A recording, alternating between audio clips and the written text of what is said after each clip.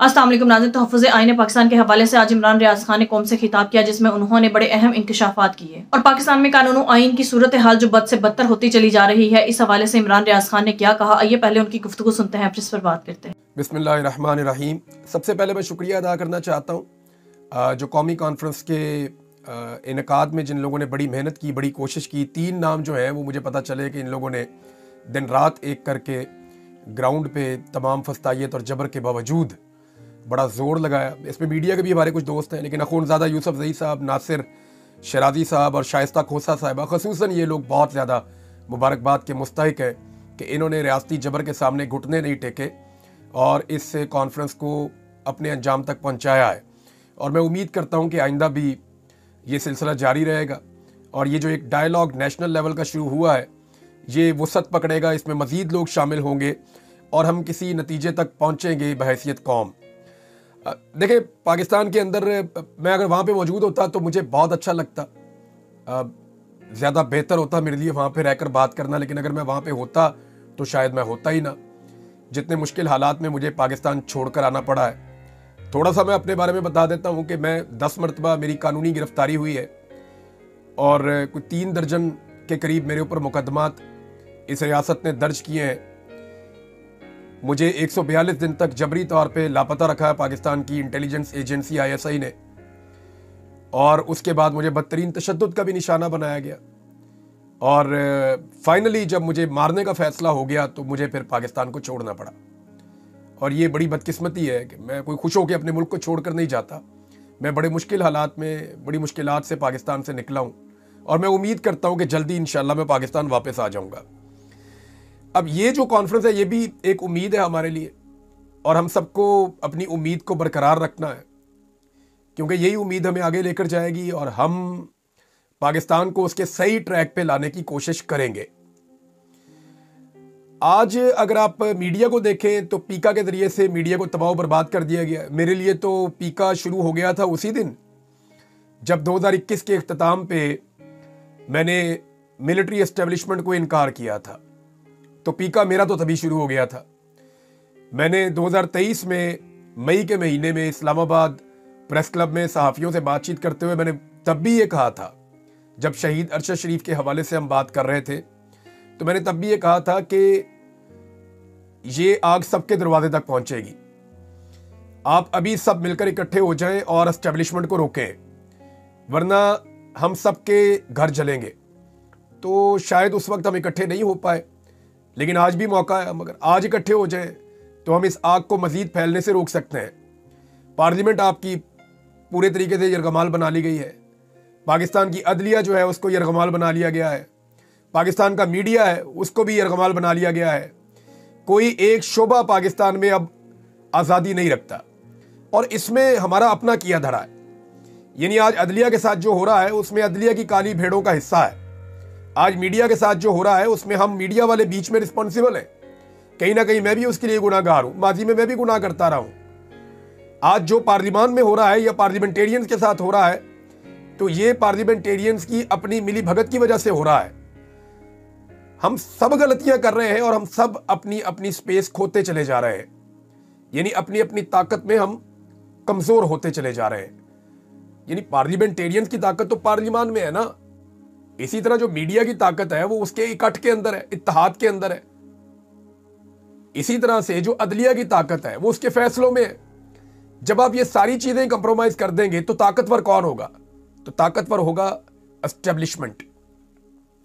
हम सबसे गलतियां हुई, हम सब वक्तन पर वक्तन तस्लीम भी करते हैं, लेकिन आप अंदाजा कीजिए कि यहां पाकिस्तान में अगर कोई अपनी गलती तस्लीम नहीं करता तो वो पाकिस्तान पे 70 साल से मुसल्लत एस्टेब्लिशमेंट है।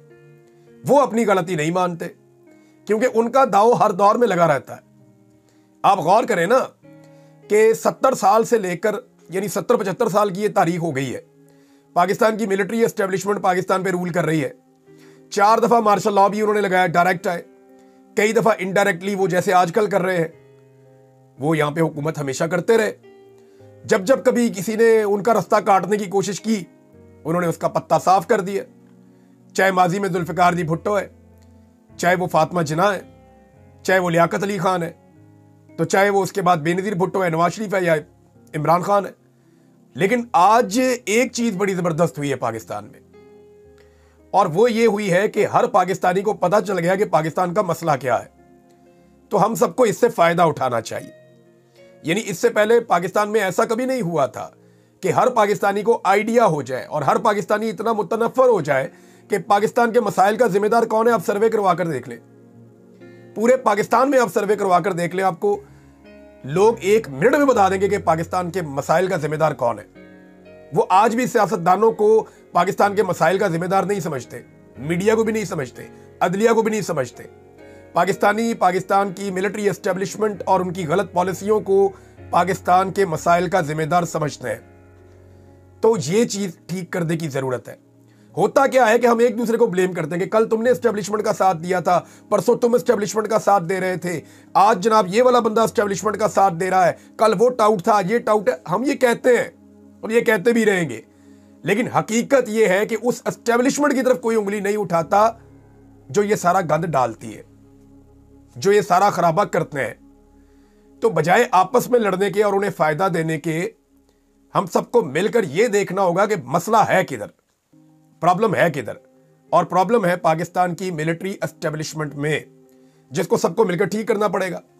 मैं मियां नवाज शरीफ साहब के बारे में एक बात कहना चाहता हूं कि मियां नवाज शरीफ 3 दफा पाकिस्तान के वजीर आजम रहे हैं और पाकिस्तान की सियासत का एक बड़ा नाम है। लेकिन मियां साहब जरा ये सोचें कि क्या आप इस किस्म का सियासी इख्तिताम डिजर्व करते हैं कि एक छोटा सा फौजी ऑफिसर अकूबत खाने में पड़े हुए इमरान रियाज के पास आए और आपके लिए सपोर्ट की डिमांड करे? क्या मियां साहब आप इस लेवल पे पहुंच गए? क्या आप ये डिजर्व करते हैं 3 दफा पाकिस्तान के वजीर आजम बनने के बाद? और ये जो मैं बात कह रहा हूं, मैं हल्फन ठीक कह रहा हूं कि मियां साहब 3rd क्लास फौजी आपके लिए सपोर्ट मांग रहा था एक कैदी की। ये हालात तो आपके कभी नहीं होने चाहिए थे। तो आज भी मियां साहब दिल बड़ा करें, ये जो फौज ने आपको हुकूमत दी हुई है भीख में, इसको लात मारे और मैदान में आए और मैदान में आकर पब्लिक को फैसला करने दें। Let the people of Pakistan decide. Pakistan रहेगा, पाकिस्तान के लोगों की विल रहेगी तो हुकूमतें तब्दील होती रहेंगी, कभी आपकी हुकूमत, कभी किसी की हुकूमत, कभी किसी की हुकूमत। आज इमरान खान के दिए हुए शऊर की वजह से कम इतना तो हुआ कि हर पाकिस्तानी को पता चल गया कि पाकिस्तान के जो फसाद पाकिस्तान में पड़ा हुआ है, इसकी असल जड़ जो है वो पाकिस्तान की एस्टेब्लिशमेंट है, जो अपने फायदे के लिए कुछ भी कर जाते हैं, जो अपने फायदे और अपने मफाद को देखते हुए सियासतदानों को भी आपस में लड़ाते हैं, मीडिया को भी आपस में लड़ाते हैं, अदलिया को भी आपस में लड़ाते हैं। हर जगह लड़ाई का फायदा उठाता कौन है? एस्टेब्लिशमेंट उठाती है, क्योंकि वो हमेशा इक्तदार में रहते हैं, वो कभी इक्तदार से बाहर नहीं जाते। हम में से किसी का भी मादी शानदार नहीं है, हो ही नहीं सकता। मैं बता देता हूं, साबित कर देता हूं आपको, नहीं हो सकता। क्यों नहीं हो सकता? वो इसलिए नहीं हो सकता कि 70 साल 80 साल से तो ये मुल्क जो है, ये पूरा रीजन आपका पूरी तरह शिकंजे के अंदर जकड़ा हुआ है, मिलिट्री एस्टेब्लिशमेंट के कंट्रोल में है। तो जो भी यहां पे तरक्की करेगा या आगे बढ़ेगा वो उन्हीं की छतरी के नीचे आगे बढ़ेगा। कोई एक पॉलिटिकल पार्टी या कोई एक बड़ी पॉलिटिकल फिगर या कोई भी काबिल जिक्र शख्सियत वो उनके असर से बाहर तरक्की कर ही नहीं सकती। आप गौर करके देख लें। और जो कोई उनके असर से बाहर निकलता है वो उसको निशाने इबरत बना देते हैं। लिहाजा सबको मिलकर फैसला करना पड़ेगा कि इनके असर से सब एक साथ मिलकर बाहर निकले। यानी आप किसी को ब्लेम ही नहीं कर सकते कि जनाब आप जुल्फिकार दी भुट्टो वो मिलिट्री एस्टेब्लिशमेंट के जरिए आए थे। इमरान खान पे भी यही एलिगेशन लोग लगाते हैं, हालांकि उनकी बड़ी लंबी एक स्ट्रगल है इमरान खान साहब की। लोगों को वो लंबी स्ट्रगल नजर नहीं आती, वो सिर्फ 2-3 साल नजर आते हैं या एक इलेक्शन का एक हिस्सा नजर आता है। नवाज शरीफ साहब वो बार बार मिलिट्री एस्टेब्लिशमेंट की मदद से आए। अभी वो अपनी बेटी को और अपने भाई को कैसे लेकर आए? ऐसे ही लेकर आए। जरदारी साहब, पीपल्स पार्टी जो बहुत एंटी एस्टेब्लिशमेंट बनती थी, आप देखें ना, बिलावल जरदारी के मुंह से ब्रूट मेजॉरिटी का लफ्ज निकलता है, डंडे वाली जमहूरियत का लफ्ज निकलता है। इन सारी चीजों को प्लस माइनस करें तो हम सब ने गुनाह किए हैं। अब बजाय इसके कि हम इन गुनाहों के ऊपर एक दूसरे को मौर्ज़े इल्जाम ठहराते रहें, हमें चाहिए कि हम मिलकर कुफारा अदा करें। और हमारा कौमी कुफारा पता क्या है? कि हाथ जोड़ के सारे पाकिस्तान की मिलिट्री एस्टेब्लिशमेंट को कहें कि जनाब आप अपने किरदार में वापस चले जाएं। मेरा यह मानना है कि पाकिस्तान के सारे चोर डाकू लुटेरे भी इकट्ठे होकर अगर मिलिट्री एस्टेब्लिशमेंट को उसके असल किरदार के अंदर भेज देना कि जनाब आप सरहदों पे जाएं, आप बैरक्स के अंदर जाएं और आप अपना काम करें, हमें हमारा काम करने दें, तो यह भी पाकिस्तान के लिए घाटे का सौदा नहीं होगा। आज भी हमें यह बात समझ आ गई तो हम इस मुल्क को बचा सकते हैं। अगर आज भी हमें यह बात समझ नहीं आई ना, तो 10 साल के बाद भी हमें यही करना पड़ेगा, 20 साल के बाद भी हमें यही करना पड़ेगा। आज कभी मारक बलोच को हम कह देते हैं गद्दार है, कभी मंजूर पश्तीन को बोल देते हैं गद्दार है, कभी हम ये कह देते हैं कि नवाज शरीफ गद्दार है, कभी इमरान खान गद्दार है, कभी इमरान रियाज गद्दार है, यहां बैठे हुए महमूद खान अचकज़ई ये भी गद्दार है, पाकिस्तान तहरीक इंसाफ भी गद्दार है, एक दौर में पीपल्स पार्टी गद्दार थी, फिर ANP भी गद्दार है। और हम लोगों को आपस में लड़वा के नफरत के बीज बोकर फायदा कौन उठाता है? वही एस्टेब्लिशमेंट जो बारी बारी हमें मारती है और एक दूसरे से भी मरवाती है। यही बात है जो मैं कहना चाहता था कि हमें समझना पड़ेगा, और अगर नहीं समझेंगे तो फिर ठीक है, जो एस्टेब्लिशमेंट का आलाकार बनेगा, जो एस्टेब्लिशमेंट का टाउट बनेगा, हम तो बाकी ज़िंदगी अब इसी मिशन पे गुजारेंगे कि उसके साथ मुकाबला करेंगे। बहुत शुक्रिया आप सबका मेरी बात सुनने के लिए। जज़ाकल्लाह। अल्लाह ताला आप सबका हामी और नासिर हो।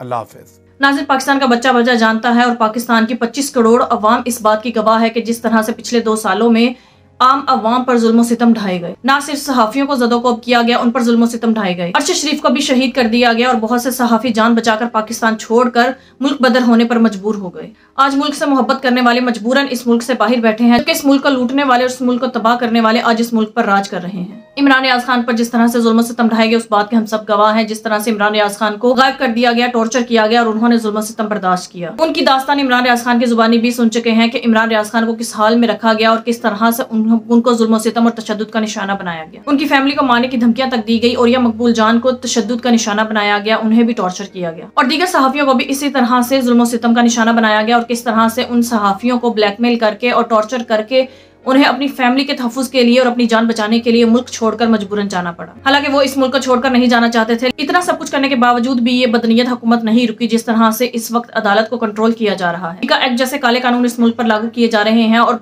एक बंद कमरे में भी आइन की बात करने की इजाजत नहीं दी जा रही। हमने देखा कि ग्रैंड अपोजिशन अलायंस ने जो एक आइन के तहफ़्फ़ुज़ के लिए एक बैठक रखी, लेकिन हुकूमत ने उसकी भी इजाजत नहीं दी। उन्होंने सिर्फ एक कमरे के अंदर एक कॉन्फ्रेंस करनी थी, एक मीटिंग करनी थी, लेकिन उन्हें वो भी करने की इजाजत ना दी गई, बल्कि उन्हें हर मुमकिन कोशिश करके रोका गया। इसका मतलब यही है कि जाली मैंडेट पर आई हुकूमत कानून आइन की बात करने से भी घबरा रही है। ये नहीं चाहते कि इस मुल्क में कोई भी कानून आइन की बात करे या कोई भी अच्छा मशवरा दे, क्योंकि ये जाली मैंडेट पर आई हुकूमत खुद कानून आइन को रोंदते हुए इस मुल्क पर मुसल्लत हुई है। इसलिए ये चाहते हैं कि हर कोई कानून आइन को इसी तरह रोंदता रहे, क्योंकि ये जानते हैं कि खुद भी कानून आइन को रोंदते हुए ही इस मुल्क पर जबरदस्ती मुसल्लत हुए बैठे हैं और इसलिए अब इस मुल्क में कानून आइन की बात करना भी बहुत बड़ा जुर्म बन गया है। नाज़रीन, आपके इस बारे में क्या राय है? कमेंट में जो बताइएगा। अगले वीडियो में मिलते हैं, तब तक के लिए अल्लाह।